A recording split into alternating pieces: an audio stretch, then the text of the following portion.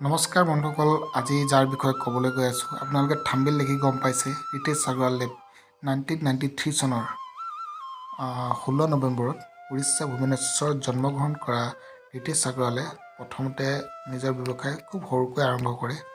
গতিকে এইটো এটা গুৰুত্বপূৰ্ণ কথা।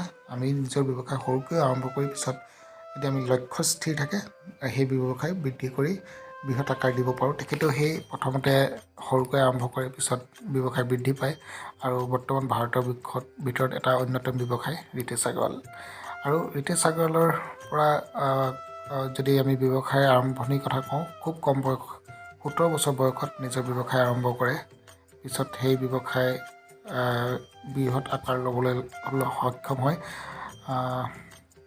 2013 চনত তেখেতে নিজৰ ব্যৱসায় স্থাপন কৰে অয়ৰ। তেখেতৰ সফলতাৰ ৰহস্যৰ বিষয়ে যদি আমি ক'বলৈ যাওঁ, তেখেতৰ সফলতাৰ ৰহস্য আছিলে এয়াই যে সততা, নিষ্ঠা আৰু কঠোৰ পৰিশ্ৰম, লগতে নতুনত্ব আৰু বয়স মাত্ৰ 17 বছৰ। আৰু তেখেতে এইটো প্ৰমাণ কৰি দিয়ে যে লক্ষ্য যদি স্থিৰ থাকে আমি আগবাঢ়ি যাব পাৰোঁ।